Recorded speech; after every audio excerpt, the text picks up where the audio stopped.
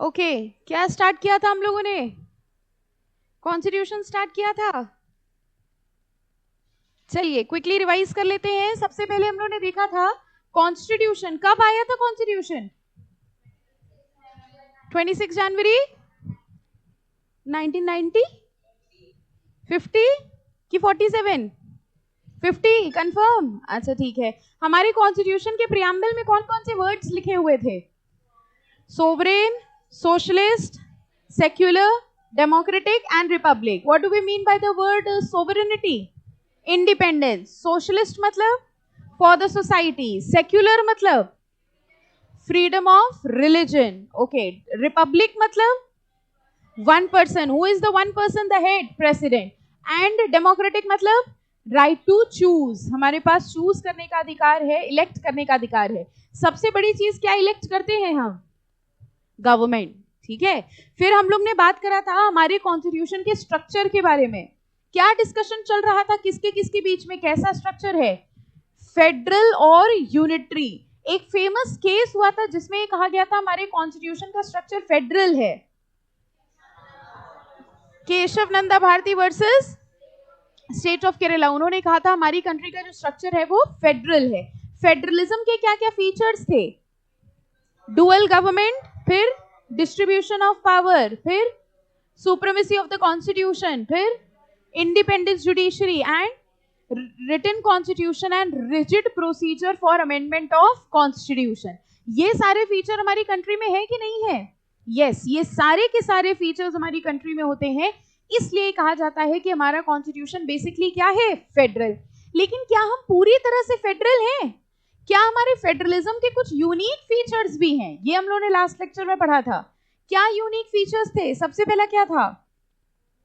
Mode of formation. कह रहे हैं हमारी कंट्री में एक यूनिटरी पावर थी और उसने अपनी कुछ कुछ पावर्स को डेलीगेट करके स्टेट्स बनाए। जबकि अमेरिकन कॉन्स्टिट्यूशन में क्या था? इंडिपेंडेंट स्टेट्स थे जिन्होंने अपनी कुछ पावर सेंट्रल को दे दी थी। सेकंड क्या था?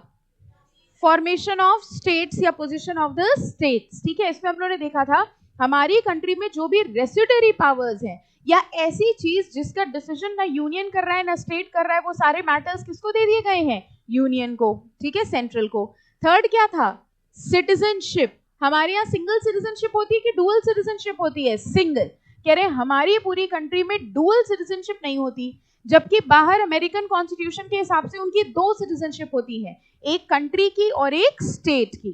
ठीक है। और फोर्थ क्या था? Residuary power. हमारे कॉन्स्टिट्यूशन में 3 लिस्ट हैं। कौन कौन सी? Union list, state list and concurrent list. Union list पे लॉ बनाने का अधिकार किसका है? सेंट्रल गवर्नमेंट का। स्टेट लिस्ट में जो आइटम्स है उसमें लॉ बनाने का अधिकार किसका है? स्टेट गवर्नमेंट का। और कॉन्करेंट में कौन बनाता है? दोनों। लेकिन अगर कोई आइटम ऐसा है जो तीनों लिस्ट में नहीं आ रहा है तो फिर उस पे लॉ कौन बनाता है? सेंट्रल। ठीक है। ये पेक्यूलियर फीचर्स थे इंडियन फेडरलिज्म के। और इसको करने के बाद कंक्लूजन क्या निकला था लास्ट में? कि हमारे देश का कॉन्स्टिट्यूशन कैसा है? Quasi federal. ठीक है, federal with some unitary features. यहां तक हम लोगों ने कर लिया था। ठीक है। चलिए अब हम लोग को स्टार्ट करना है फंडामेंटल राइट से। हमारे कॉन्स्टिट्यूशन में दो चीजें होती हैं, एक होते हैं फंडामेंटल राइट्स और एक होते हैं डायरेक्टिव प्रिंसिपल्स। आप बता सकते हैं फंडामेंटल राइट्स कौन से पार्ट में होते हैं? Part 3 of the constitution. और directive principles part 4। Mandatory nature का क्या होता है? Fundamental rights. और डायरेक्टिव प्रिंसिपल्स रिकमेंडेटरी होते हैं, गाइडलाइंस होती हैं। किसके लिए? सरकार के लिए, कि अगर आप देश चलाएं तो इन रूल्स एंड रेगुलेशंस को फॉलो करके देश चला सकते हैं। ठीक है। देखिए, the constitution seeks to secure to the people liberty of thought, expression, belief, faith. कौन कौन से फंडामेंटल राइट्स होते थे वैसे? जरा याद करिए अपनी CSEAT की नॉलेज पर बेस्ड। राइट टू इक्वालिटी और राइट टू फ्रीडम और राइट ऑफ एक्सप्लॉयटेशन की राइट अगेंस्ट एक्सप्लॉयटेशन। ओके। और cultural and educational rights. Okay. और कॉन्स्टिट्यूशनल रेमेडीज। Very good. ये कॉन्स्टिट्यूशनल रेमेडी कौन सा फंडामेंटल राइट था? 32 तो था। क्या था इसके अंदर? कॉन्स्टिट्यूशनल रेमेडी में हमें किस चीज का अधिकार था? हाँ, तो हम कहां जा सकते थे? Supreme court. याद आया? अगर हमारा कोई भी फंडामेंटल राइट इन्फ्रिंज हो रहा है तो हमारे पास अधिकार है कि हम डायरेक्टली किसके पास जा सकते हैं? Supreme court. और ये भी एक फंडामेंटल राइट था। ओके, तो देखिए लिखा है liberty of thought, expression, belief and worship, equality of status and opportunity and fraternity. और ये सारे के सारे फंडामेंटल राइट्स कहाँ दिए हुए हैं? Part 3 of the constitution. अब इन्होंने देखो कॉन्सेप्ट ऑफ फंडामेंटल राइट दिया है। ये अगर आप इसको पढ़ के देखें तो इसको आपको लगेगा कुछ हिस्टोरिकल बात करी है, पॉलिटिकल फिलोसोफर्स ने क्या क्या कहा था। तो ये नहीं करना है, डायरेक्टली आपको यहाँ आना है। ठीक है, अगर आपका मन हो तो आपको ऊपर वाला रीड जरूर कर लीजिएगा, लेकिन आप सोचें जब इन्होंने नहीं पढ़ा है तो हम क्यों पढ़ेंगे, है ना? कुछ नहीं, वो बता रहे पहले के जमाने में जो फिलोसोफर्स वगैरह थे उन्होंने कहाँ से फंडामेंटल राइट्स अराइज हुए। ठीक है, तो वो टॉपिक है वो। ओके, चलिए अब देखते हैं कौन कौन से ये फंडामेंटल राइट्स हैं। सबसे पहला कौन सा होता है? Right to equality. Article number कौन कौन से होते हैं? 14 to 18, 14 से लेकर 18 तक के जितने फंडामेंटल राइट्स होते हैं वो सब होते हैं राइट टू इक्वालिटी। और कौन सा होता है? Right to freedom, right against exploitation, right to freedom of religion. इसी को हम लोग क्या कह सकते हैं? Right to freedom of religion के लिए एक वर्ड सेक्युलर। ठीक है, कल्चरल एंड एजुकेशनल राइट्स होते हैं। और आखिरी हमारा फंडामेंटल राइट होता है राइट टू कॉन्स्टिट्यूशनल रेमेडीज। अब देखिए लिखा है earlier the right to property under article 31 was also guaranteed as a fundamental right. Can you tell me what is the difference between a fundamental right and a legal right? हम किसी property के मालिक हैं, ठीक है, ये मेरा fundamental right है कि लीगल राइट है? तो फर्क क्या हुआ फंडामेंटल में और लीगल में? ये नहीं पता, लेकिन ये पता है कि राइट टू प्रॉपर्टी हमारा लीगल राइट है। बताओ, कोई एक डिफरेंस सोच के बताओ, फंडामेंटल राइट और लीगल राइट में फर्क क्या हुआ? अच्छा, ज्यादा बड़ा कौन सा है? ये भी पता है ना? बस डिफरेंस नहीं पता। बताइए, लीगल राइट का अगर इंफ्रिंजमेंट होता है तो हम कहां जा सकते हैं, और फंडामेंटल राइट का होता है तो हम कहां जा सकते हैं?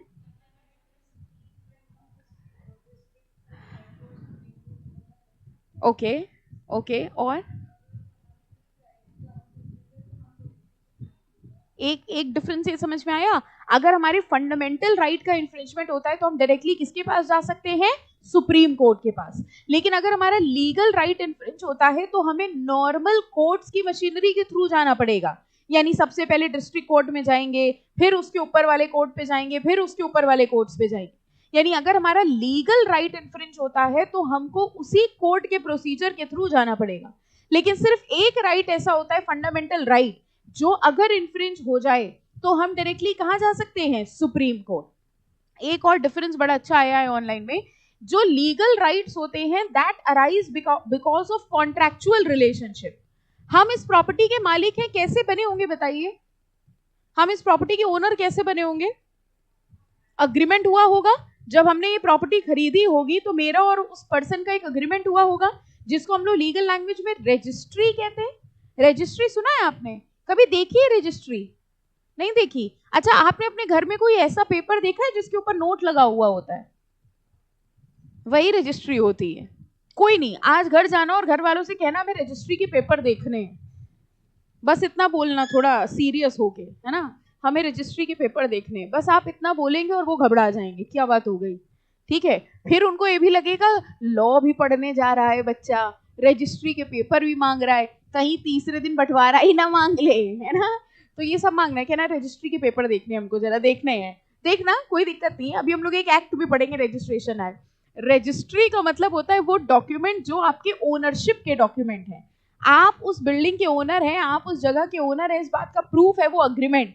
ठीक है, जिसको हम लोग क्या कहते हैं? रजिस्ट्री, या लीगल टर्म से हम लोग कहते हैं sale deed, sale agreement. Okay, जब आपने प्रॉपर्टी खरीदी होगी तो आपने उसके साथ एक अग्रीमेंट साइन किया होगा, और वो जो नोट वाला पेपर होता है उसको हम लोग क्या कहते हैं? Stamp paper. सुना है? वो पेपर जिसके ऊपर नोट लगा होता है, वो नोट नहीं होता कि उसको काट के अपना समोसे खरीद लाए, ऐसा कर सकते हैं, वो स्टैम्प पेपर है।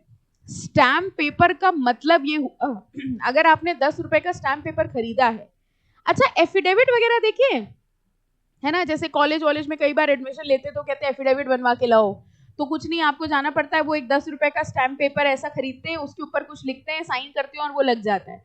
स्टैम्प पेपर का मतलब ये होता है कि आपने 10 रुपए का टैक्स सरकार को जमा किया है।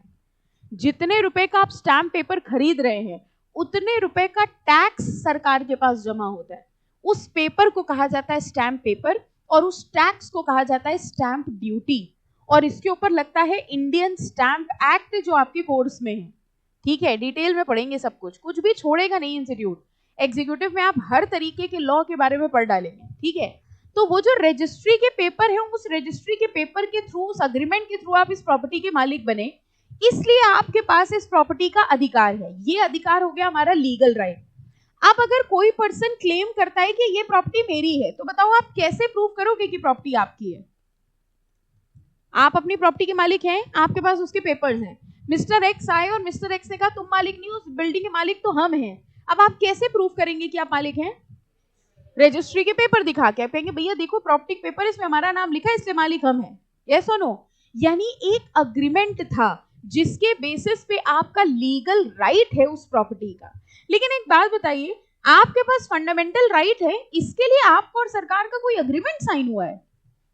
आपके पास राइट टू इक्वालिटी है, आपके पास राइट टू फ्रीडम है, तो क्या जब आप पैदा हुए तो सबसे पहले आपसे एक अग्रीमेंट साइन करवाया गया कि लो आज से तुम्हें इक्वालिटी दी जा रही है, आज से तुम्हें फ्रीडम दिया जा रहा है? नो, बाय डिफॉल्ट ही, क्योंकि हम सब इस कंट्री के सिटीजन्स हैं, हमको फंडामेंटल राइट्स के राइट्स जो मिले हुए हैं, लेकिन लीगल राइट के लिए हमको किसी ना किसी अग्रीमेंट या कॉन्ट्रैक्ट में एंटर करना पड़ता है।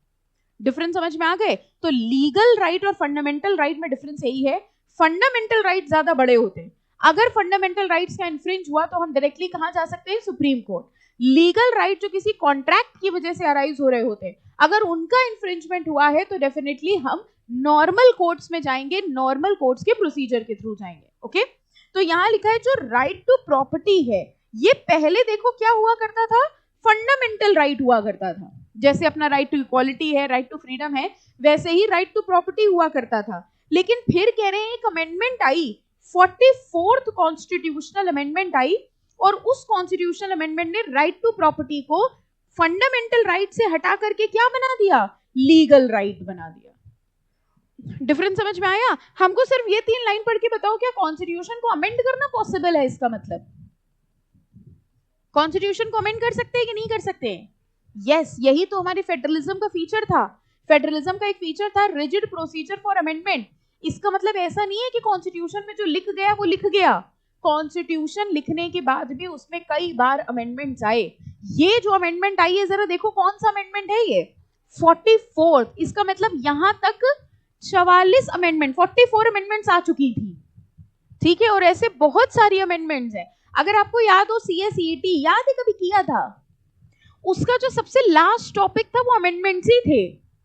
याद आया आपको? CSET में एकदम लास्ट टॉपिक था कि कौन से साल में कौन कौन सी अमेंडमेंट्स आई, वो सब अमेंडमेंट्स ही थे। तो हमारे कॉन्स्टिट्यूशन को अमेंड किया जा सकता है। राइट टू प्रॉपर्टी पहले हमारा फंडामेंटल राइट था, लेकिन अब उसको फंडामेंटल राइट से हटा करके क्या बना दिया गया है? Legal right. ठीक है, fine, okay. Apart from this, Article 12 and 13 deal with the definition of state and law. अभी ये डिटेल में पढ़ेंगे स्टेट क्या होता है और लॉ क्या होता है। अच्छा एक बात बताइए, जैसे हमारे पास फंडामेंटल राइट्स है, राइट टू फ्रीडम, तो what do we mean by the word right to freedom? हम कुछ भी कर सकते हैं, कुछ भी कर सकते हैं, यस और नो? बोलना पड़ेगा। देखो ऐसा गेम नहीं है कि सिर्फ हम ही बोलेंगे आप सुनेंगे, सबको बोलना पड़ेगा। हाँ, राइट टू फ्रीडम में हम कुछ भी कर सकते हैं, बम गिरा सकते हैं। आज मन कर रहा है बहुत दिनों से दंगे वंगे नहीं हुए हैं ना, जब से सरकार आई है तब से ऐसे दंगे हो नहीं रहे, मजा नहीं आ रही। मजा तो हम लोग को तभी आती है एक्चुअली में, है ना? कर्फ्यू लग जाए, थोड़ी मजा आए, देखें क्या चल रहा है, लड़ाई झगड़े नहीं हो रहे हैं, तो आपने मजा नहीं आ रही। एक काम करते हैं, आज हम अपने बैग में वो सब बम भर के लाए हैं, तो कोचिंग से लौटते वक्त जब जाएंगे तो बड़ा गिराते हुए चले जाएंगे, और फिर हमको पुलिस पकड़ने आएगी कि तुम ये क्या कर रहे हो, तो हम कहेंगे छू मत लेना, हमारा फंडामेंटल राइट है, राइट टू फ्रीडम। और अगर तुमने ज्यादा कुछ किया तो हम यहाँ से डायरेक्टली कहाँ जा रहे हैं? सुप्रीम कोर्ट चले जाएंगे। कर सकते हैं ऐसा? क्यों? अरे राइट टू फ्रीडम है, फंडामेंटल राइट है, लॉ के अगेंस्ट है। बताइए, राइट टू फ्रीडम है तो कुछ भी कर सकते हैं? नो, कह रहे राइट टू फ्रीडम तो है, लेकिन आपके ऊपर कुछ रिस्ट्रिक्शंस लगाई जा सकती हैं। यानी हमारे फंडामेंटल राइट्स जो है वो एब्सोल्यूट नहीं है। एब्सोल्यूट मतलब ऐसा नहीं है कि हर कंडीशन में फॉलो ही होंगे। जैसे मान लीजिए शहर में कर्फ्यू लग गया, कुछ दंगा हो गया, शहर में कर्फ्यू लग गया, जिस टाइम कर्फ्यू लगा था उसी टाइम आपको अपना फंडामेंटल राइट याद आया, राइट टू फ्रीडम। एक राइट होता है, राइट टू फ्रीडम के अंदर ही आता है टू मूव फ्रीली, हम कहीं भी जा सकते हैं ना, ये भी एक फंडामेंटल राइट होता है। तो जैसे ही कर्फ्यू लगा उस दिन आपको याद आया कि यार जेआईजीएल में एक बार पढ़ा था राइट टू मूव फ्रीली का एक फंडामेंटल अधिकार है, बस आपने स्कूटी की चाबी उठाई, निकल गए। अब शहर में लगा है कर्फ्यू, आप स्कूटी में एकदम बढ़िया से घूम रहे हैं, कह रहे हैं सड़कें भी खाली, चलाने में मजा आ रही है, पुलिस आपके पीछे आई, आपने कहा कहाँ चला रहे हो, अलाउड नहीं है, आपने कहा कैसे नहीं अलाउड है, आई हैव, वो फंडामेंटल राइट है, फंडामेंटल राइट है टू मूव फ्रीली, हम कहीं भी जा सकते हैं। और तुम ज्यादा कुछ करोगे तो इसी स्कूटी में बैठ के हम कहाँ चले जाएंगे, सुप्रीम कोर्ट चले जाएंगे, हमसे बोल मत देना, कर सकते हैं। क्यों नहीं कर सकते? क्योंकि हमारे फंडामेंटल राइट एब्सोल्यूट नहीं है, इनके ऊपर रीजनेबल रिस्ट्रिक्शंस लगाई जा सकती हैं।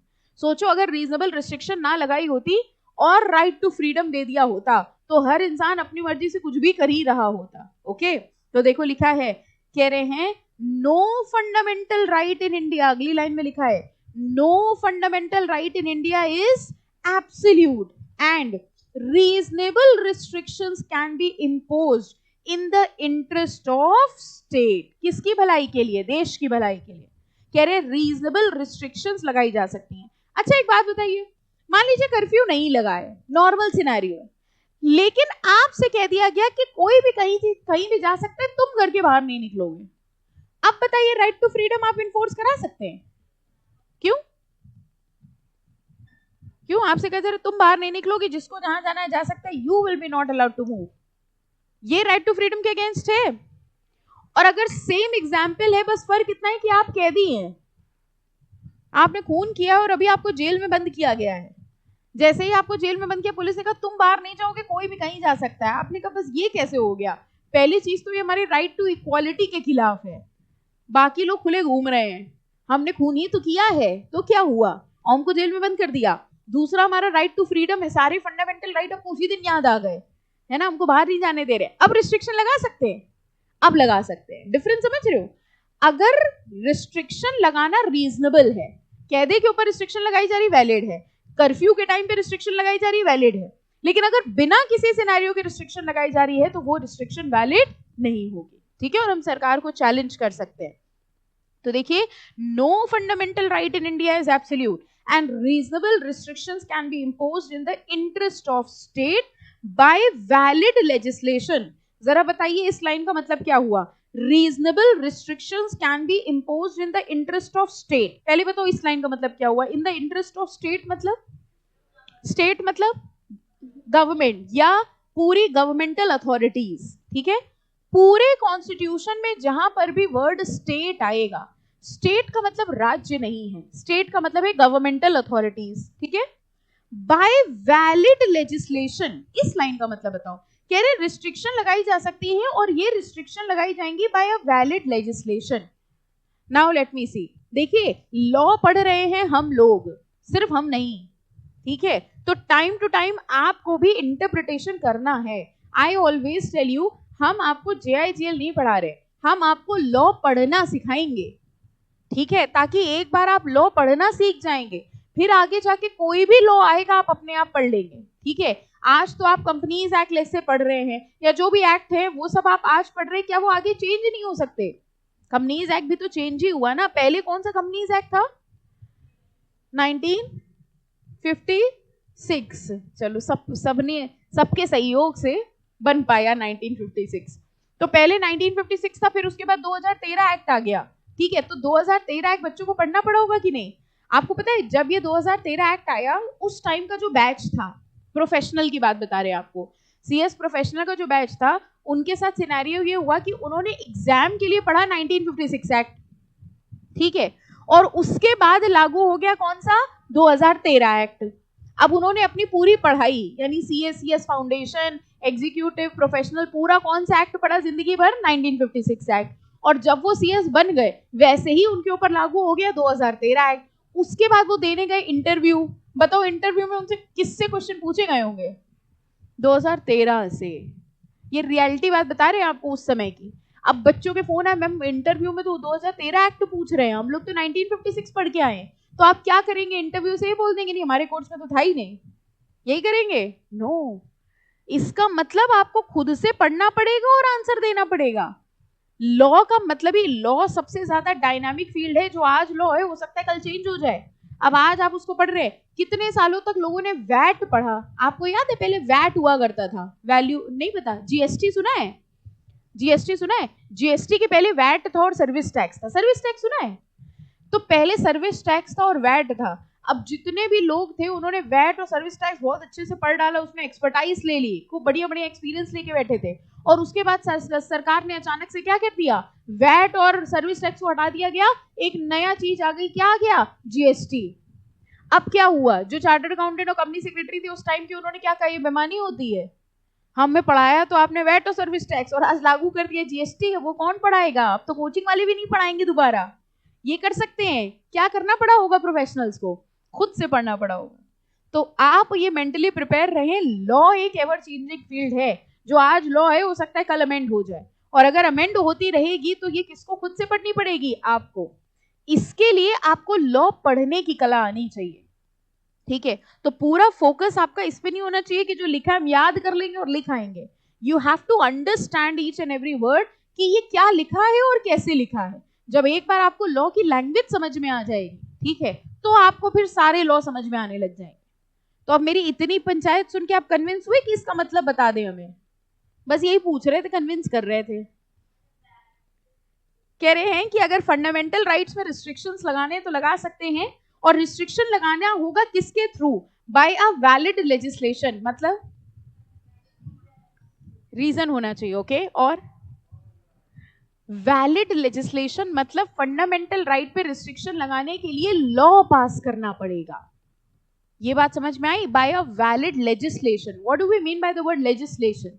लेजिस्लेशन मीन्स लॉ, यानी आपको एक लॉ बनाना पड़ेगा, ठीक है? अब freedom, fundamental right of freedom ये कहता है कि सबके पास फ्रीडम है, कोई भी कहीं भी जा सकता है। लेकिन फिर एक एक्ट आया और उस एक्ट में लिखा था कि अगर हमारे देश में कुछ दंगे वंगे की सिचुएशन चल रही है और आपकी सिक्योरिटी के लिए कर्फ्यू लगाया गया है, ऐसे सिनेरियो में किसी को भी बाहर निकलना अलाउड नहीं होगा। तो अगर हम फंडामेंटल राइट में रिस्ट्रिक्शन लगाना चाहते हैं तो रिस्ट्रिक्शन कैसे लगाया जाएगा? बाय अ वैलिड लेजिस्लेशन, यानी एक लीगल लॉ पास करके। अब बात समझ में आई? ठीक है। नाउ अब देखिए नेक्स्ट पैराग्राफ में लिखा है कौन कौन से फंडामेंटल राइट किसके किसके ऊपर एप्लीकेबल होते हैं। From the point of view of persons to whom the rights are available, fundamental rights में भी क्लासिफाइड एज फॉलोज। कह रहे हैं जो 15, 16, 19, 30 हैं। अब आई सपोज अभी आपको नंबर तो याद होंगे नहीं, है ना? 15 कौन सा है, 16 कौन सा है? याद है किसी को 15 कौन सा है? कुछ भी, थोड़ा बहुत? अच्छा, किससे रिलेटेड था 15? फ्रीडम था कि इक्वालिटी था? इक्वालिटी था, पक्का? फ्रीडम ऑफ रिलीजन था 15? तुमने एक्चुअली थोड़ा सा मिक्स करके खिचड़ी बन के आंसर बताया, सही है, थोड़ा थोड़ा सही पहुंची, बट फ्रीडम नहीं था। इक्वालिटी से रिलेटेड था, क्योंकि 14 से 18 वाले कौन से हैं? इक्वालिटी के। अब क्या था, कुछ याद आया? 15, 14 तो राइट टू इक्वालिटी था, 15 क्या था? डिस्क्रिमिनेशन नहीं हो सकता on the ground of religion, race, caste. ये वर्ड याद आया, वही हमने बोला खिचड़ी बना दी, है ना? डिस्क्रिमिनेशन नहीं हो सकता in the on the basis of religion, race, caste. याद आया ये वाला पॉइंट कि इनके बेसिस में लोगों के बीच में डिस्क्रिमिनेशन नहीं किया जाएगा, ओके? तो इसी तरह जो 15, 16, 19 और 30 हैं, ये हैं क्या, अभी डिटेल में पढ़ेंगे। कह रहे हैं ये लागू होते हैं सिर्फ सिटीजन्स के ऊपर। मतलब सिटीजन कौन हुए? अच्छा, मिस्टर पीटर हैं, बताओ पीटर कहाँ के हैं? इंग्लैंड के, है ना? पीटर इंग्लैंड, पीटर कहाँ के हैं? इंग्लैंड के। मिस्टर पीटर इंडिया घूमने आए और उनका पर्स चोरी हो गया, ठीक है? जब उनका पर्स चोरी हो गया तो वो पुलिस वाले के पास गए, उन्होंने कहा भैया हमारा पर्स चोरी हो गया, कार्रवाई कीजिए। तो पुलिस वाले ने कहा देखो तुम इंग्लैंड के हो तो तुम अपनी पुलिस के पास जाओ, हम कोई कार्रवाई नहीं करेंगे। हो सकता है ऐसा कि नहीं होगा? नहीं होगा। पीटर को प्रोटेक्शन मिलेगी? अच्छा, पीटर को किसी ने मार दिया। वैसे भी आपको पता है जो फॉरेनर्स आते हैं उनके साथ हम लोग बड़ा, है ना, गलत गलत करते हैं। जो चीज 10 रुपए की होती है हम लोग कहते हैं दिस इज ऑफ 100 रुपीज, है ना? तो फॉरेनर्स के साथ अगर हम लोग उनको मासूम होते हैं उनको बुद्धू बना देते हैं हम लोग। अच्छा, वो मासूम होते हैं, हम लोग ज्यादा ही चगड़ होते हैं, है ना? तो हम लोग बुद्धू बना देते हैं। और वैसे भी हम लोग कभी कुछ ऐसे घूमने जाते हैं ना मॉन्यूमेंट्स वगैरह जहाँ फॉरेनर्स भी आते हैं, तो हम वो मॉन्यूमेंट देख रहे होते हैं, हम लोग सब देखो, सबको समझ में आ गया आंसर है ना, हम अपने मॉन्यूमेंट में कह रहे मॉन्यूमेंट तो यहीं रखा है, ताजमहल कौन सा चला जाएगा, वो पहले वो देख लो जो मॉन्यूमेंट बाहर से आया है ना, तो हम लोग फॉरेनर को देखने लग जाते हैं। तो बेसिकली अगर किसी फॉरेनर के साथ यहाँ कोई गलत काम हुआ है, ठीक है, तो बताइए उसको प्रोटेक्शन मिलेगी कि नहीं मिलेगी? यस मिलेगी। ओके, इसका मतलब कुछ फंडामेंटल राइट्स होते हैं जो हर उस इंसान के ऊपर एप्लीकेबल होते हैं who is on the soil of India. Soil of India समझ गए, जो भी इंडिया में है, चाहे वो यहाँ का सिटीजन हो या ना हो। और कुछ फंडामेंटल राइट्स होते हैं जो सिर्फ किसको मिलते हैं? सिटीजन को। सिटीजन कौन हुआ? बाय बर्थ, ठीक है, जिसका बर्थ इंडिया में हुआ हो, जिसके फोरफादर्स इंडिया में हो, ठीक है। तो अब अगर हम आपसे पूछे राइट टू इक्वालिटी आर्टिकल 14, बताओ ये आर्टिकल 14 किसको मिलता होगा? सिटीजन्स को मिलता होगा या any person on the soil of India को मिलता होगा? सिर्फ सिटीजन को। इसका मतलब पीटर का पर्स चोरी होगा तो उसको पुलिस नहीं देखेगी? लिखा है यहाँ फर्स्ट पॉइंट में, देखो 14 लिखा है? नो, कह रहे सिटीजन्स को सिर्फ मिलते हैं 15, 16, 19 और 30, जबकि अगला वाला देखो 14 मिला, 14, 20, 21, 22, ये सब किसको मिलते हैं? To any person on the soil of India that is citizen और फॉरेनर, चाहे वो सिटीजन हो चाहे वो फॉरेनर हो। इसीलिए पीटर का पर्स चोरी होगा तो उसको प्रोटेक्शन मिलेगा कि नहीं मिलेगा? यस। अगर ऑर्डिनरी पर्सन का पर्स चोरी होता, उसको पुलिस प्रोटेक्शन देती, तो पीटर को भी देनी पड़ेगी, क्योंकि अगर वो नहीं देगा तो वो इनइक्वालिटी हो जाएगी। क्लियर हो गई बात? तो कुछ फंडामेंटल राइट्स ऐसे हैं जिसका प्रोटेक्शन सिर्फ सिटीजन्स को मिलता है, और कुछ फंडामेंटल राइट्स ऐसे हैं जिसका प्रोटेक्शन हर उस पर्सन को मिलता है who is on the soil of India. Any doubt? समझ आ रहा है? ठीक है, चलिए आप कह रहे हैं डिटेल में समझाएंगे। For convenience as well as for their better understanding, it is proper to take each of these separately. अब इनको डिटेल में पढ़ेंगे, लेकिन सबसे पहले इंपॉर्टेंट मार्क करिए, हम लोग पढ़ेंगे डेफिनेशन ऑफ स्टेट। नाउ अभी हमने आपको बताया जब हम पूरे कॉन्स्टिट्यूशन में स्टेट पढ़ेंगे तो स्टेट का बेसिक मतलब क्या होगा? गवर्नमेंट, ठीक है। यहां स्टेट का मतलब राज्य नहीं है, यहां स्टेट का मतलब होगा गवर्नमेंट या गवर्नमेंट से रिलेटेड सारी अथॉरिटी। तो पूरे कॉन्स्टिट्यूशन में जहां जहां पे भी वर्ड स्टेट लिखा होगा that will mean the parliament और द गवर्नमेंट। जरा देखिए डेफिनेशन क्या है। With a few exceptions all the fundamental rights are available against the state. हमारे ये फंडामेंटल राइट्स हैं किसके अगेंस्ट हैं? स्टेट, गवर्नमेंट के अगेंस्ट। यानी क्या गवर्नमेंट हमसे ये फंडामेंटल राइट छीन सकती है? नहीं छीन सकती। Under article 12 unless the context otherwise require state includes. अब जरा देखो स्टेट में क्या क्या आ जाएगा। The government and parliament of India, यानी सबसे पहले कौन होगा? गवर्नमेंट या parliament of India. Second, government और लेजिस्लेचर ऑफ ईच स्टेट, यानी पार्लियामेंट यानी लोकसभा राज्यसभा हो गए, लेजिस्लेचर ऑफ ईच स्टेट यानी legislative assembly, legislative council. Short में आप समझ सकते हो, चाहे स्टेट गवर्नमेंट हो चाहे सेंट्रल गवर्नमेंट हो, दोनों को ही हम लोग क्या मान लेंगे? State. And third, all local and other authorities within the territory of India और under the control of government. Local authority का कोई एग्जाम्पल दे सकते हो? नगर निगम, म्यूनिसिपैलिटीज, ये सब लोकल अथॉरिटी। अगर ये लोकल अथॉरिटी गवर्नमेंट के अंडर आ रही है तो इनको भी क्या माना जाएगा? स्टेट। ठीक है, 3 डेफिनेशंस हो गई, 3 पॉइंट्स। पहला बताओ क्या था?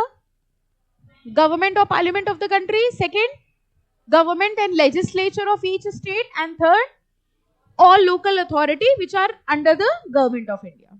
ठीक है, अब हम आपसे कुछ क्वेश्चंस पूछेंगे, जरा बताइएगा। ठीक है, इनकम टैक्स डिपार्टमेंट स्टेट है? इनकम टैक्स डिपार्टमेंट स्टेट है कि नहीं है? स्टेट की डेफिनेशन आपके सामने है और सवाल भी आपके सामने है। हमने आपको पहले ही बताया माई क्लास में आंसर देने पड़ेंगे। इनकम टैक्स डिपार्टमेंट स्टेट है? है? अच्छा, कैसे? चलो कैसे छोड़ते हैं, कैसे छोड़ते हैं? इंडिया की टेरिटरी के अंदर से। ठीक है, नेक्स्ट, यूनिवर्सिटीज स्टेट है? ये जो सरकारी यूनिवर्सिटीज होती हैं ये स्टेट मानी जाएंगी? ये स्टेट है कि नहीं है? है? थोड़ा ऐसे आराम से अच्छे से मुंह हिलाओ, मुंह की भी एक्सरसाइज होगी। तो मैं ऐसे हिला रही हूँ, टीचर के ऊपर छोड़ो, तुम गेस करो हमारा आंसर क्या होगा। अच्छा, इलेक्ट्रिसिटी डिपार्टमेंट स्टेट है? बिजली विभाग स्टेट है? पक्का? अच्छा, बीसीसीआई स्टेट है? बीसीसीआई क्या है? What is? Board of cricket control of India, सुना है बीसीसीआई? ये स्टेट है। सब कुछ छोड़ते हैं, बड़ी बड़ी बातें कर रहे हैं हम लोग। शिक्षा एकेडमी स्टेट है? ये कैसे कॉन्फिडेंस से पता है? बाकी कोई आंसर में डाउट आ रहा था, हमने आखिरी शिक्षा हमारी पूछी तो फिर वो नहीं है, बाकी कुछ भी हो, शिक्षा स्टेट नहीं है, ये कंफर्म है हमें। कैसे, क्यों नहीं है? हम ही तो है सरकार नहीं? अच्छा, प्राइवेट अथॉरिटी है, इसमें बड़ा कॉन्फिडेंस आ गया। तो हमने आपसे 4-5 क्वेश्चन पूछे, आपने किसी में बोला हाँ है, किसी में बोला ना नहीं है, तो ये कैसे बता रहे हैं आप? वही अपनी CSET की काबिलियत से अक्को बक्को करके कैसे बताया आपने? Electricity department, income tax department, universities, BCCI, ये स्टेट है कि नहीं है? Under the control of government से बताया, ठीक है। कह रहे हैं जब ये चीज चर्चा में आई कि भाई किसको स्टेट मानना है, किसको नहीं मानना है, क्योंकि अगर वो स्टेट है तभी उसके ऊपर फंडामेंटल राइट और सारा कॉन्स्टिट्यूशन एप्लीकेबल होगा, तो एक डाउट अराइज हुआ कि किसको स्टेट माने और किसको स्टेट ना माने। अब डेफिनेशन में तो 3 ही पॉइंट लिखी है कि कौन सी गवर्नमेंटल अथॉरिटी है, कौन सी गवर्नमेंटल अथॉरिटी नहीं है। तो ये बड़ा कंफ्यूजन हुआ कि किसको स्टेट माना जाए और किसको ना माना जाए, और इसके ऊपर एक केस हुआ, ठीक है। ये है, अभी ऊपर वाला पढ़ेंगे, कट मत कर देना। एक केस हुआ जिसका नाम था, जरा देखो, कुछ याद आया? अजय हसिया वर्सेस खालिद मुजीब था ईटी में। अजय हसिया वर्सेस खालिद मुजीब। इस केस में उन्होंने कहा कि हम लोग कुछ पैरामीटर्स दे देते हैं, अगर कोई एंटिटी इन पैरामीटर्स को फॉलो कर लेगी तो हम उसको क्या मान लेंगे? स्टेट मान लेंगे, और नहीं तो वो स्टेट नहीं होगी। तो अभी जितने पॉइंट्स हमने आपसे पूछे उसमें सब में कहीं ना कहीं थोड़ा थोड़ा कंफ्यूजन था, स्टेट है कि नहीं है। जैसे आपने कहा इलेक्ट्रिसिटी डिपार्टमेंट स्टेट है, लेकिन अगर हम आपसे कहें इलेक्ट्रिसिटी तो प्राइवेटाइज हो गई है, फिर वो स्टेट रही कि नहीं रही, है कि नहीं है? कंफ्यूजन आया कि? आंसर नहीं पूछना, डरो नहीं, है ना? कंफ्यूजन है ना? इसी कंफ्यूजन को दूर करने के लिए केस हुआ अजय हसिया वर्सेस खालिद मुजीब, और इस केस में उन्होंने कहा हम लोग कुछ पैरामीटर्स दे रहे, 6 पॉइंट्स दे रहे, कोई भी एंटिटी जो इन पॉइंट्स में से किसी भी पॉइंट को फॉलो कर लेगी उसको हम लोग क्या मान लेंगे? स्टेट। और अगर हम उसको स्टेट मान लेंगे तो उसके ऊपर कॉन्स्टिट्यूशन के प्रोविजन लागू होने लग जाएंगे। केस का नाम क्या है? अजय हसिया वर्सेस खालिद मुजीब। तो वो कौन सा स्टेट था जिसमें कहा था हमारा कॉन्स्टिट्यूशन फेडरल है? Keshavananda Bharati versus state of Kerala. अगर आपको केस के नाम याद करने में दिक्कत हो रही है तो अपना वो नाम रख लीजिए। हाँ, अगर आपको अजय हसिया नहीं याद हो तो अपना नाम रख लो अजय हसिया। आज से हम कौन है? अजय। हमें बताना, हम अटेंडेंस शीट में चेंज करा देंगे, ठीक है? ओके, अब याद हो जाएंगे ना हम? हाँ, तो 2 केस पढ़ लिए। अजय हसिया वाले केस में ये हुआ कि किसको स्टेट मानेंगे और किसको नहीं मानेंगे। जरा एक एक करके रीड करते हैं। सबसे पहले कह रहे हैं the supreme court initiated the following test. Ajay Hasia versus Khalid Mujib वाले केस में जजमेंट किसने दी थी? Supreme court. Okay, initiated the following test. कह रहे हैं ये एक टेस्ट है, determining whether an entity is an instrumentality और एजेंसी ऑफ द स्टेट। यानी कोई भी एंटिटी स्टेट मानी जाएगी कि नहीं मानी जाएगी, ये कौन से टेस्ट में निकाला जाएगा? अजय हसिया वर्सेस टेस्ट में। जरा देखते हैं पॉइंट क्या है। First, if the entire share capital of the corporation is held by the government. बताओ इसका मतलब क्या हुआ? Entire share capital of the entity is held by the government. अगर हमने आपसे कहा शिक्षा एकेडमी का 100% शेयर कैपिटल गवर्नमेंट के पास है, अब बताओ शिक्षा एकेडमी स्टेट हुई कि नहीं हुई? Yes, it is a state. अब क्लियर हुई बात? अब देखो कंफ्यूजन खत्म हुआ, क्योंकि सीधे सीधे पॉइंट्स आ गए कि अगर आपका 100% शेयर कैपिटल गवर्नमेंट के पास है तो वो क्या मान लिया जाएगा? State. Okay, it would go a long way towards indicating that the corporation is an agency of the government. अच्छा, एक बात बताइए, अगर हम आपसे कहें शिक्षा एकेडमी का पूरा खर्चा जो चलता है वो सब सरकार से आता है, ऐसा है नहीं? वैसे आप कहेंगे अच्छा सरकारी प्रॉपर्टी है, जाते जाते कुर्सियां ले गए हैं, ऐसा तो नहीं कि कुछ है नहीं, सभी बातें काल्पनिक हैं, है ना? तो अगर हमने आपसे कहा शिक्षा एकेडमी का सारा खर्चा सरकार चला रही है, बताओ शिक्षा एकेडमी स्टेट हुई कि नहीं हुई? Yes, it will be. भाई सरकार खर्चा क्यों चलाएगी? सरकार किसी एंटिटी का खर्चा तभी चलाएगी जब वो एंटिटी ओन कौन कर रहा होगा? गवर्नमेंट। कह रहे where financial assistance of the state is so much as to meet the entire expenditure. Financial assistant इतनी है जिससे हम अपनी एंटिटी का पूरा खर्चा मीट कर रहे हैं। यानी मेरी एंटिटी का पूरा खर्चा अगर सरकार मीट कर रही है, इनकम टैक्स डिपार्टमेंट, बताओ इनकम टैक्स डिपार्टमेंट का खर्चा कौन मीट करता है? गवर्नमेंट। और अगर गवर्नमेंट खर्चा मीट कर रही है तो इनकम टैक्स डिपार्टमेंट क्या हुआ? स्टेट। अब समझ आया? 2 पॉइंट्स हो गए। Third, where corporation enjoys a monopoly status, सरकार ने उसको मोनोपोली स्टेटस दिया। अब जो हम बताने जा रहे हैं हमारे मतलब की बात है। मान लीजिए सरकार ने एक रूल बना दिया कि सीएस की कोचिंग सिर्फ शिक्षा में हो सकती है पूरे देश में। आप क्यों खुश हो रहे हैं? हम खुश हो तो बात भी है ना। तो सरकार ने रूल बना दिया कि सीएस की कोचिंग सिर्फ शिक्षा एकेडमी में होगी। शिक्षा academy is the only authorised centre, इसके अलावा कहीं कोचिंग नहीं हो सकती। बताओ शिक्षा एकेडमी स्टेट है कि नहीं है? है। खुश भी हो गए आप, है ना। जैसे इसका एग्जाम्पल क्या हुआ? रेलवेज, कोई ऐसी एंटिटी जो मोनोपोली स्टेटस लिए हुए है, अगर वो मोनोपोली स्टेटस लिए, सरकार ने उसको मोनोपोली स्टेटस दिया, इसका मतलब उसको क्या माना जाएगा? स्टेट। 3 पॉइंट्स हो गए। पहला पॉइंट क्या था? Entire share capital. दूसरा क्या था? फाइनेंशियल असिस्टेंस, पूरी फाइनेंशियल असिस्टेंस गवर्नमेंट देख रही है। और तीसरा मोनोपोली स्टेटस। ये पॉइंट्स अगर हैं तो उसको हम क्या मानेंगे? स्टेट। कौन से केस पे डिसाइड हुआ ये सब? अजय हसिया वर्सेस खालिद मुजीब। और स्टेट की डेफिनेशन का आर्टिकल कौन सा है कॉन्स्टिट्यूशन का? देख कर आओ फटाफट। आर्टिकल 12। ठीक है, आर्टिकल 12 जो है वो स्टेट की डेफिनेशन की बात कर रहा है। देखो ऐसे चलते चलते मतलब पढ़ते पढ़ते जो 2-3 चीजें हम लोग को याद हो जा रही हैं, ठीक है, जैसे आपको केशव नंदा भारती याद हो गया, अजय अरसिया याद हो गया, आर्टिकल 12 याद हो गया, राइट टू इक्वालिटी आर्टिकल 14 याद हो गया, ठीक है। अब कोई आंसर आए तो आप इनको यूज कर लेंगे, तो बताइए क्वालिटी आंसर की बेटर हो जाएगी कि नहीं हो जाएगी?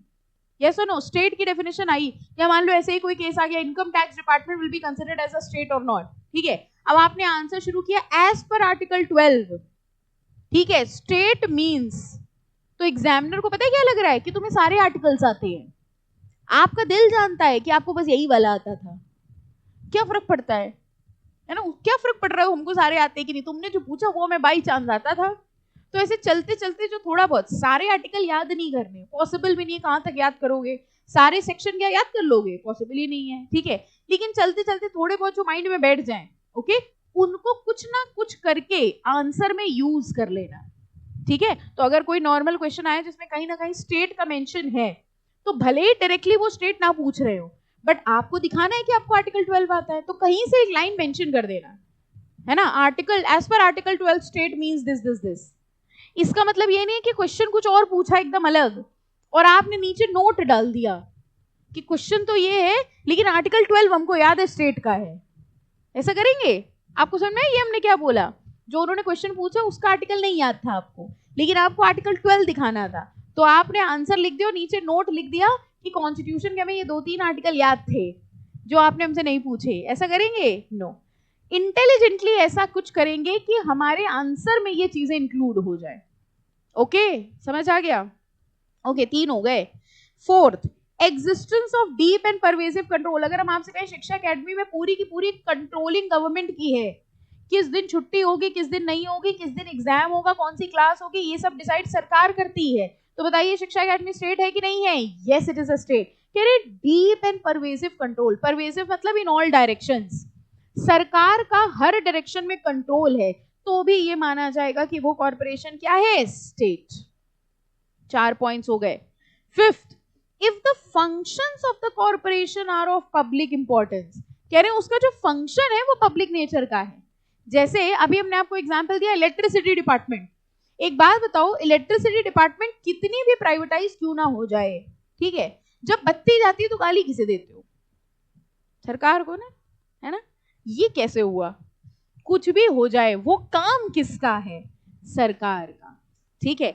5th and 6th पॉइंट्स लगभग सेम है, एग्जाम्पल सेम पुटअप होंगे। आपने देखा है आजकल वो जो कूड़ा उठाने वाली गाड़ियां आती हैं, है ना, हाँ, वो भी प्राइवेटाइज है, I think A to Z करके कुछ कंपनी का नाम है। तो उन्होंने क्या किया, ये प्राइवेटाइज, एक प्राइवेट कॉन्ट्रैक्ट दे दिए कि आप जाइए घर घर से कूड़ा लेकर आइए, ठीक है। लेकिन ये काम किसका है? गवर्नमेंट का। तो कोई भी ऐसा काम जो भले ही प्राइवेटाइज्ड कंपनी कर रही है, लेकिन अगर वो काम सरकार का है तो उसको भी क्या मान लिया जाएगा? स्टेट। देखिए, if the functions of the corporation are of public importance and closely related to government function, it would be a relevant factor in classifying a corporation as a government. तो हम उसको भी स्टेट मान लेंगे और हमारे constitution के सारे प्रोविजंस उसके ऊपर एप्लीकेबल हो जाएंगे। एंड सिक्स्थ देखो, ये वही, if a department of government is transferred to a corporation, वो डिपार्टमेंट था गवर्नमेंट का लेकिन वो ट्रांसफर किसको हो गया, कॉर्पोरेशन यानी प्राइवेट एंटिटी को, तो भी हम यही मानेंगे कि उसको क्या मान लिया जाएगा, स्टेट। जैसे आपको पता होगा हमारी कंट्री में बहुत सारी डिफेंस की चीजें भी प्राइवेटाइज हो गई हैं, डिफेंस सेक्टर काफी हद तक हमारा प्राइवेटाइज कर दिया है, ओके, लेकिन अभी भी उसको माना क्या जाएगा, स्टेट, क्योंकि डिफेंस काम किसका है, गवर्नमेंट का। अब आगे सारे पॉइंट्स, ये 6 टेस्ट थे जो कौन से केस में दिए गए थे, अजय हसिया वर्सेस खालिद मुजीब। इन्होंने कहा अगर कंफ्यूजन हो रही कि भाई किसको स्टेट मानना है किसको नहीं मानना है, तो इन 6 टेस्ट में से किसी भी एक पॉइंट में फॉलो हो रहा है तो हम उसको क्या मान लेंगे, स्टेट। फर्स्ट बताइए क्या था, एंटायर शेयर कैपिटल। सेकंड क्या था, फाइनेंशियल असिस्टेंस ले रहे हैं। थर्ड क्या था, मोनोपोली स्टेटस एंजॉय कर रहा है। फोर्थ क्या था, डीप एंड परवेसिव कंट्रोल है। फिफ्थ एंड सिक्स्थ क्या था, it is the work of the government performed by the corporation. ठीक है, पब्लिक इंपॉर्टेंस का काम है, वो अगर सरकार कर रही है तो भी हम क्या मान लेंगे, स्टेट। Any doubt, clear? तो चलिए जरा देखते हैं किसको किसको स्टेट मानेंगे। सबसे पहले आइए ऊपर, ये कुछ केस लॉज हैं। देखो ये आर्टिकल 12 की डेफिनेशन थी, फिर एक केस लॉ था अजय हसिया जिसने हमको टेस्ट दिया, और अब हम लोग एक एक करके देखेंगे किसको स्टेट मानेंगे कि नहीं मानेंगे। देखो सबसे पहले कह रहे हैं जो लोकल अथॉरिटीज होती है, municipality, district board, panchayat etcetera, the supreme court held that all other authority will include all authorities created by the constitution. यानी ये जो हमारी लोकल अथॉरिटी, म्यूनिसिपैलिटीज हैं, पंचायत हैं, इन सबको भी क्या मान लिया जाएगा, स्टेट। ठीक है, इसके बाद अगली लाइन में मार्क करिए, देखो इलेक्ट्रिसिटी मिला, हाँ यही इलेक्ट्रिसिटी बोर्ड, ये it's the authority should engage in performing government functions मिला। उसी के आगे लिखा है कैलकाटा हाई कोर्ट, यहां से मार्क करिए। पॉइंट नंबर 1 ये मार्क कर लो, म्यूनिसिपैलिटीज वाला। पॉइंट नंबर 2 मार्क करिए, the Calcutta high court has held that electricity authority being a state with in the meaning of article 12, यानी इलेक्ट्रिसिटी डिपार्टमेंट को भी क्या माना गया, स्टेट। ठीक है, इसके बाद देखो यूनिवर्सिटी मिला, कह रहे it has also been held that a university is an authority. University, यहाँ पे हम प्राइवेट यूनिवर्सिटीज की बात नहीं कर रहे हैं, कौन सी यूनिवर्सिटीज की बात करें, गवर्नमेंट यूनिवर्सिटीज की। कह रहे गवर्नमेंट यूनिवर्सिटीज हैं उनको भी क्या माना जाएगा, स्टेट। तभी आप देखिए गवर्नमेंट यूनिवर्सिटीज जो होती है वो अपने रूल्स एंड रेगुलेशंस के हिसाब से काम चलती है कि कुछ भी रूल बना लेती हैं, उनके रूल्स होते हैं जो सरकार से पास होके आते हैं, तो उसको भी हम क्या मानेंगे, स्टेट। ये थर्ड पॉइंट हो गया। इनकम टैक्स डिपार्टमेंट दिख रहा है, देखो बीडी सप्लाई मिला। फोर्थ, जितने क्वेश्चन हमने आपसे पूछे थे सबके आंसर लिखे हुए हैं। कह रहे हैं bidi supply company state was interpreted to include income tax department. भाई इनकम टैक्स डिपार्टमेंट का सारा खर्चा कौन लिए है, गवर्नमेंट। इनकम टैक्स डिपार्टमेंट का सारा कैपिटल किसके पास है, गवर्नमेंट। इनकम टैक्स डिपार्टमेंट पे डीप एंड परवेसिव कंट्रोल किसका है, गवर्नमेंट। इसलिए इनकम टैक्स डिपार्टमेंट को भी क्या माना जाएगा, स्टेट। ठीक है, फाइन। इसके बाद नेक्स्ट आइए, ये देखो क्या लिखा है, एनसीईआरटी क्या होता है। कह रहे कुछ ऑटोनॉमस बॉडीज हैं, एनसीईआरटी सुना है क्या होता है, क्या होता है, हाँ सिलेबस दिया है इन्होंने, पढ़ा है किसने किसने पढ़ा है एनसीईआरटी, आपको पढ़ा तो है, समझ में कुछ नहीं आता था उसमें, है ना। कह रहे हैं वो सिलेबस डिजाइन करते थे। कह रहे हैं ये जो एनसीईआरटीज हैं, it was held, NCERT is not a state. कह रहे हैं ये ऑटोनॉमस बॉडी है। ऑटोनॉमस बॉडी का मतलब सरकार ने इनको ऑथराइज जरूर किया सिलेबस बनाने के लिए, लेकिन सिलेबस क्या होगा ये सरकार तय करती है कि ये बॉडी तय करती है, बॉडी तय करती है, इसलिए इसको स्टेट नहीं माना जाएगा। नेक्स्ट आओ, अजय हसिया वर्सेस केस वाले के नीचे आना, देखो जी टेलीफिल्म्स में आपको बीसीसीआई दिखेगा, मिला। देखिए in Zee telefilms the supreme court applying the test laid down in Pradeep Kumar Biswas case held that board of cricket control in India was not a state. कह रहे बीसीसीआई स्टेट नहीं है, बीसीसीआई जो कमाती है वो अपनी स्पॉन्सरशिप से कमाती है। ठीक है, आप खुद सोच के देखिए, अगर बीसीसीआई स्टेट होती तो आपको नहीं लगता कि जो प्लेयर होते सारे सरकारी प्लेयर होते, है ना, उनसे कहा जा रहा है खेलो, कह रहे अभी कहाँ खेला, तो छुट्टी का टाइम चल रहा, अभी नहीं खेलेंगे, है ना। कह रहे बीसीसीआई जो है वो स्टेट नहीं मानी जाएगी, वो ऑटोनॉमस बॉडी है, was not a state for the purpose of article because it was not shown to be financially, functionally or administratively dominated by or under the control of government। क्या सरकार तय करती है कौन सा मैच कब होगा या किसके साथ होगा? नो, कह रहे हैं ये इनकी क्रिकेट एसोसिएशन तय करती है, और क्योंकि डीप एंड परवेसिव कंट्रोल नहीं है, फाइनेंशियल कंट्रोल नहीं है, इसलिए हम लोग बीसीसीआई को स्टेट नहीं मानेंगे। क्लियर हो गई बात? ठीक है, ये पूरा टॉपिक डन है, स्टेट समझ में आ गया। सबसे पहले हम लोगों ने स्टेट में देखा, स्टेट का आर्टिकल कौन सा था? आर्टिकल 12। और डेफिनेशन के हिसाब से स्टेट में कौन कौन है? 3 पॉइंट्स। पहला गवर्नमेंट या पार्लियामेंट, ठीक है। Second state legislatures, and third local authorities within the territory of India and under the control of government. फिर हम लोगों ने देखा कि भाई ये डेफिनेशन सेटिस्फैक्टरी नहीं है, क्योंकि बड़ी सारी अथॉरिटीज में कंफ्यूजन होता है कि हम किसको स्टेट मानते हैं और किसको नहीं मानते हैं। ओके, इसके लिए कौन सा केस आया? अजय हसिया वर्सेस खालिद मुजीब, जिसमें 6 पॉइंट्स टेस्ट ले डाउन करे गए। पहला पॉइंट क्या था? Entire share capital. Second financial assistance. Third monopoly status. Fourth deep and pervasive control, and fifth and sixth the department of the government which is now done by a private entity। okay, इनको क्या माना जाएगा? State. अब आप बताइएगा state है कि नहीं है? ठीक है, income tax department state, university, NCERT, BCCI, electricity department. समझ आ गया? पक्का? चले आगे, एनी डाउट? और ये पता क्यों कर रहे हैं कि ये स्टेट है कि नहीं, हमसे क्या मतलब? क्यों पढ़े? वो सब तो समझ आ गया, लेकिन पढ़े क्यों? हमसे क्या मतलब स्टेट हो या ना हो? क्योंकि जितने भी फंडामेंटल राइट्स हैं वो किसके अगेंस्ट इन्फोर्स हो सकते हैं? स्टेट के अगेंस्ट। मतलब इन सबको सरकार माना जा रहा है, गवर्नमेंट माना जा रहा है। तो जैसे हम कहते हैं ना, सरकार हमसे हमारा फंडामेंटल राइट नहीं ले सकती, तो सरकार की जगह पे ये सब आ जाएंगे। ओके फाइन, तो ये लोग हमसे हमारे फंडामेंटल राइट्स नहीं छीन सकते। Any doubt to anyone? पक्का? ओके, ऑनलाइन वाले बच्चे भी एक बार रिप्लाई कर दें। Is it clear? कोई डाउट हो तो पूछ लीजिए, नहीं तो फिर आगे चलते हैं हम लोग। एग्जाम्पल पढ़िए जरा, तब तक आप लोग एग्जाम्पल पढ़ लो, थोड़ा टफ सा है, संभाल के पढ़ना। तब तक ऑनलाइन वाले बच्चे टाइप करके फटाफट बताएं, इज इट क्लियर?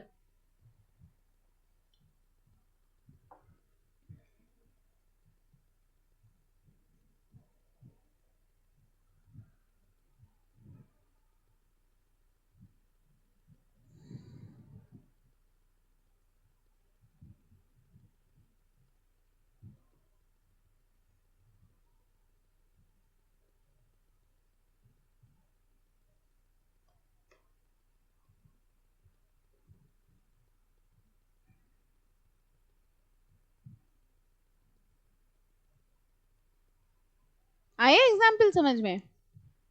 इसको स्टेट माना जाएगा कि नहीं माना जाएगा? नहीं माना जाएगा? क्वेश्चन ध्यान से पढ़ो, माना जाएगा कि नहीं माना जाएगा? क्वेश्चन क्या है? कह रहे a central act has been passed by the parliament. Parliament ने एक एक्ट बनाया। The subject matter of the act was to grant of certain pay related benefits to all the employees of the state. ठीक है, यानी central ने, parliament ने एक law बनाया और उन्होंने कहा कि इसके जो पे रिलेटेड बेनिफिट्स हैं वो सब किसको मिलने चाहिए? सारे एम्प्लॉइज को। Is only states of India required to comply with the law? क्या सिर्फ स्टेट को फॉलो करने होंगे या सबको फॉलो करने होंगे? सबको फॉलो करने होंगे। ये गवर्नमेंट अथॉरिटी है, क्योंकि लॉ किसने बनाया है? पार्लियामेंट ने। कह रहे no, according to article 12 the word state includes not only the states of India but also certain other authority। मतलब फॉर एग्जाम्पल उन्होंने कहा, पार्लियामेंट ने एक लॉ बनाया कि जो भी एम्प्लॉइज हैं, ठीक है, उनको लेट से बोनस मिलेगा। अब ये जो रूल उन्होंने बनाया है कि एम्प्लॉइज को बोनस मिलेगा, ये कौन से एम्प्लॉइज को बोनस मिलेगा? बताओ। इनकम टैक्स डिपार्टमेंट के एम्प्लॉइज को बोनस मिलेगा? यस। इलेक्ट्रिसिटी को बोनस मिलेगा? यस। यूनिवर्सिटी को बोनस मिलेगा? यस। बीसीसीआई को मिलेगा? नो। अब समझ आया ये क्वेश्चन? कह रहे सिर्फ राज्यों की बात नहीं कर रहे हैं, ये बात कर रहे हैं state, the state word which is used in the constitution. तो वो सारी अथॉरिटीज जिनको स्टेट माना जा रहा है, तो जो ये लिखा है ना, सेकंड लाइन देखो, जो इन्होंने ये लिखा है एक्ट में, ये the subject matter of the act was to grant of certain pay related benefit to all the employees of the state. यहां ये स्टेट क्या है? ये स्टेट राज्य है या स्टेट अंडर आर्टिकल 12 है? स्टेट अंडर आर्टिकल 12 है। तो जितनी भी अथॉरिटीज आर्टिकल 12 में आएंगी उन सबको स्टेट माना जाएगा और उन सब के ऊपर ये एक्ट एप्लीकेबल हो जाएगा। Any doubt? पक्का समझ आ गया सबको? ओके, कुछ याद रटना तो नहीं पड़ रहा, कुछ भी याद होता जा रहा है? ठीक है। अब बात करेंगे जस्टिफाइबिलिटी ऑफ फंडामेंटल राइट। कह रहे हैं दो तरीके के लॉज होते हैं, ठीक है? एक होते हैं एग्जिस्टिंग लॉ, एक होते हैं फ्यूचर लॉ। क्या आप हमें बता सकते हैं एग्जिस्टिंग लॉ कौन से लॉ होते हैं? जो अभी चल रहे हैं। अभी मतलब करंट टाइम, मतलब 10 जून 2024 10:54। यस, आपने कहा नहीं, हम विस्तार से बताएंगे। आपने कहा, हमने आपसे पूछा एग्जिस्टिंग लॉ कौन से हैं, है ना? तो आपने कहा एग्जिस्टिंग लॉ मतलब जो अभी चल रहे हैं। तो अभी मतलब क्या? What do you mean by अभी? आज 10 जून यानी 9 जून को कोई एक्ट आया होगा, वो नहीं होगा existing. What do you mean by existing? जब हम लोग कॉन्स्टिट्यूशन चैप्टर पढ़ रहे हैं तो आपको ये इमेजिन करना होगा कि आप किस दिन खड़े हैं। किस दिन हैं आप? 1950 में हैं। पूरा कॉन्स्टिट्यूशन पढ़ते वक्त आपको अपने दिमाग में ये लेके चलना है कि आप किस दिन पढ़ रहे हैं। 1950, अभी 3-4 साल पहले देश आजाद हुआ है। आप चाहें तो वैसे आजादी वाले कपड़े भी पहन के आ सकते हैं कि अभी 3-4 साल कितनी मेहनत से हम लोगों ने देश में आजादी दिलाई है ना। तो आपको इमेजिन करना होगा यू आर स्टैंडिंग इन 1950, ठीक है? अब 1950 में जब कॉन्स्टिट्यूशन आया तब के एग्जिस्टिंग लॉज और फ्यूचर लॉ। तो बताओ 1950 जब कॉन्स्टिट्यूशन आया उस टाइम के एग्जिस्टिंग लॉ का मतलब क्या हुआ? वो लॉ जो कॉन्स्टिट्यूशन बनने के पहले से थे। अब समझ में आया? एग्जिस्टिंग लॉ को क्या हम लोग कह सकते हैं? Pre constitutional laws. सोचो, प्री कॉन्स्टिट्यूशनल कह सकते हैं कि नहीं? क्यों? क्योंकि ये कॉन्स्टिट्यूशन बनने के पहले आए। और फ्यूचर लॉ कौन से हुए? जो कॉन्स्टिट्यूशन बनने के बाद आएंगे, यानी 1950 के बाद जो लागू होंगे। Can you give me any example of a pre constitutional law? Come on, जितना आपने आज तक पढ़ा है सब कुछ सोच के बताओ, प्री कॉन्स्टिट्यूशनल लॉ का कोई एग्जांपल दीजिए। Come on, it's very simple. Pre constitutional law का कोई एग्जांपल।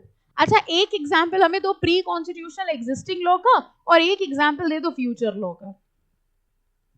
अरे बाप रे, नहीं आता? सोचो सोचो, बहुत टफ है इसका आंसर। एनीवन? कोई एक एग्जांपल दे दो पोस्ट कॉन्स्टिट्यूशनल लॉ का, और कोई एक एग्जांपल दे दो प्री कॉन्स्टिट्यूशनल लॉ का। हमको बताओ, उसको ना बताओ, हमको, हमने पूछा है। हाँ बताओ। Okay, companies act post constitutional है कि प्री? पोस्ट। कंपनीज एक्ट 2013 हुआ तो कंपनीज एक्ट नहीं याद आ रहा था आपको? फिर आप कह रहे अच्छा ये बताना था, ये तो बचपन से पता था। कंपनीज एक्ट 2013, कंपनीज एक्ट 2013 कब आया? कॉन्स्टिट्यूशन बनने के बाद। अब इस हिसाब से बता दो हमको प्री का कोई एक बताओ। हम सोच रहे हैं आप लोग की CSET की मार्कशीट निकलवा ले एक बार। इंस्टीट्यूट से कहें जरा रीचेकिंग पे डालो, है ना? कंप्यूटर से ना चेक कराना, इस बार खुद बैठ के चेक करना। कॉन्ट्रैक्ट एक्ट नहीं पढ़ा? क्या ईयर था कॉन्ट्रैक्ट एक्ट का? 1872।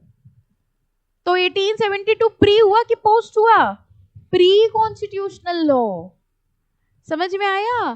कह रहे हैं वो सारे लॉ जो कॉन्स्टिट्यूशन बनने के पहले आए उनको प्री कॉन्स्टिट्यूशनल लॉ कहा जाता है। Like Indian contract act.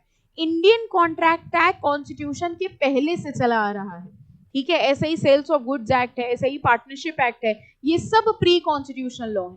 और वो सारे लॉ जो 1950 के बाद बने हैं वो सब क्या कहलाए जाते हैं? Post constitutional law. तो सिर्फ एक बात का आंसर दे दीजिए, बाकी नेक्स्ट टर्न पे कंटिन्यू करेंगे। कौन से लॉ होंगे जो फंडामेंटल राइट से कॉन्फ्लिक्ट होने के ज्यादा चांसेस होंगे? मतलब कौन से लॉज में फंडामेंटल राइट से कॉन्फ्लिक्ट होने के चांसेस ज्यादा होंगे? प्री और पोस्ट इंडिविजुअली पूछेंगे हम। हाँ बेटा दीदी, प्री में pre pre pre pre pre pre pre, ये समझ आ रहा है क्यों बोल रहे हो? ये तो नहीं बोल रहे सबको प्री प्री बोलना है। आंसर आता है इसलिए बोल रहे हो कि 2-3 के बाद आपको समझ में अच्छा प्री बुलवा रही हैं सबसे, प्री बोल दो। क्यों? हमने आपसे पूछा वो कौन से लॉज हैं जो होंगे जिनका कॉन्स्टिट्यूशन से कॉन्फ्लिक्ट होने के चांसेस ज्यादा होंगे, आपने कहा प्री कॉन्स्टिट्यूशनल। क्यों? क्योंकि जब वो लॉ बनाए गए तब कॉन्स्टिट्यूशन था ही नहीं, इसलिए हो सकता है उसमें कुछ ऐसा लिखा हो जो आगे चल के कॉन्स्टिट्यूशन से कॉन्फ्लिक्ट कर गया हो। पोस्ट कॉन्स्टिट्यूशनल लॉ बने हैं कॉन्स्टिट्यूशन बनने के बाद, तो वो तो बनाए गए होंगे ये सोच के कि कॉन्स्टिट्यूशन से कॉन्फ्लिक्ट ना हो जाए। ठीक है, फाइन। चलिए आज का कॉन्स्टिट्यूशन यहीं पे रोकते हैं। ठीक है, आजादी का डिस्कशन हम लोग अब अगले लेक्चर पे करेंगे। ठीक है, तो साड़ी अड़ी पहन के आना लड़कियां, और लड़के को धोती कुर्ता, और ये गालों में ऐसे झंडा बना के लाना। ठीक है, चलिए।